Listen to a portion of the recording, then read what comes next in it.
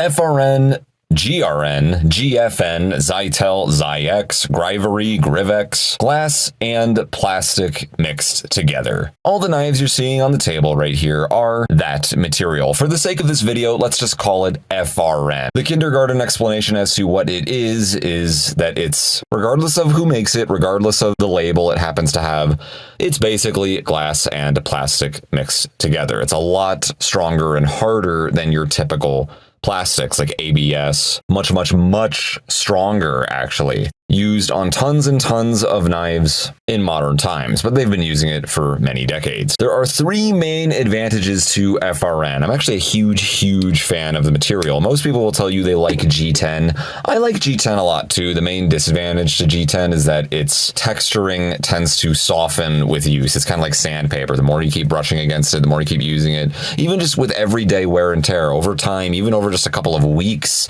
you'll notice that G10 texture tends to soften, oftentimes considerably if it's a rather aggressive texturing out of the package. All those cold steels I had back in the day when they used to use really aggressive texturing on their G10s, I loved that stuff, but man, it softened quick. You literally rub your skin on it. It sounds awful. You rub your thumb or skin all over the, when you get the knife out of the box, it would be really grippy, and then even after just a few passes, you could already start feeling it soften. FRN tends to not do that.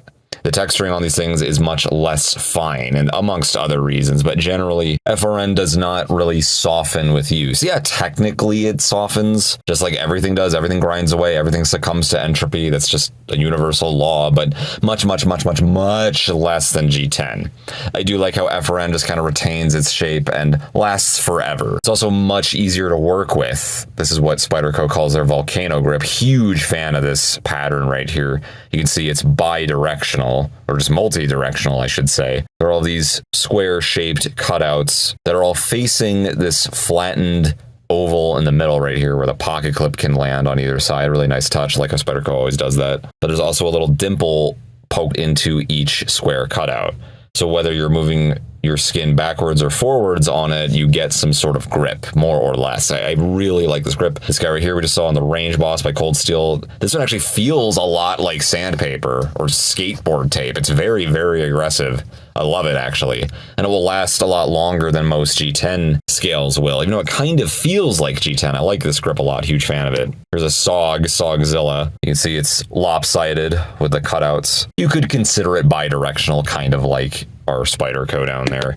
Old model Cold Steel Voyager, medium size. This is their diamond or triangular pattern. I actually really like this one too, kind of medium traction. Kershaw Hatch, another very interesting pattern we have here. I haven't seen anything quite like this. Also bidirectional, but it seems to be cascading. Very interesting. Again, nice texturing there, not too slick, not too aggressive.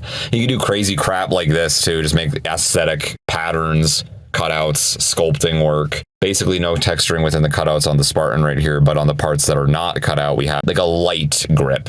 Very minor texturing, just so it's not super slick. Same deal here. You can see these beveled cutouts on this Luzon, however you say that. New model Cold Steel Voyager. Iron cross pattern, super aggressive. Probably the most aggressive of all these. Yeah, I'm going to say that's easily the most aggressive. It's very rough. I like that. Really can lock my skin in there for hard use. So not only can you go nuts with the texturing and overall design, aesthetics, cosmetics of FRN, it's also very affordable. It's considerably cheaper than G10. You can look at, going back to Cold Steel again, Cold Steel knives that pretty much have the exact same size, almost the same weight, same materials except for the handle scales, and you'd be surprised how much more expensive the G10 wearing knives will be in comparison to their Grivex or FRN, Zyx, whatever they want to call it, handle scaled knives. G10's considerably more expensive than FRN. It's a little bit stronger and it feels a little nicer. It's a little bit more dense. It is a little stronger. You can usually get away with a fully G10 scaled knife with no steel liners or any help whatsoever.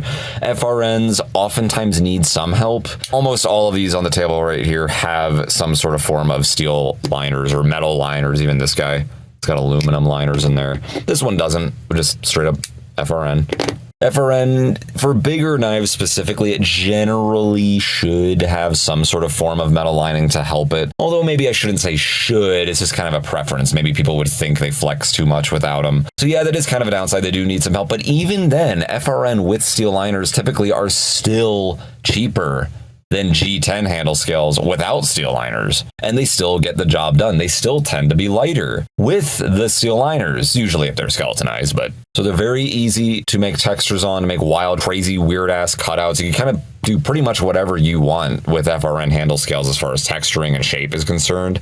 They're very, very, very light. It's an extremely light material. Very, very affordable. Again, FRNs are considerably more affordable than pretty much any G10 you'll find. And then, of course, they'll be cheaper than most metal handles as well. I really, really dig FRN. I actually really like it. It's usually considered the bottom of the barrel handle material when it comes to what else is out there. Most people like G10, other people like micarta for something even higher end, titanium, stainless steel. Aluminum's kind of on a lower end as well. Aluminum and FRN, I want to argue, are kind of on the same scale. To be honest, though I know most people prefer the G10, I think I like FRN. I just like how you can do weird, wacky things with the texturing. It also lasts forever. Oh yeah, fourth, it lasts forever. G10 handle scales, though they're nice and grippy out of the package, they tend to soften with use. All of mine have anyway. FRN, basically they don't. What do you think of FRN? Should we just keep on using it? Or are there some reasons that you really do not like it?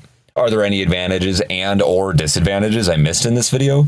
Please let me know in the comments down below. Always interesting to hear your opinions. Thank you so much for watching. Feel free to subscribe, hit that little bell notification if you do not want to miss weekly knife and gun videos. Feel free to support me on Patreon as well. Link in the description. Every penny counts. Thank you so much for watching. Mannix out.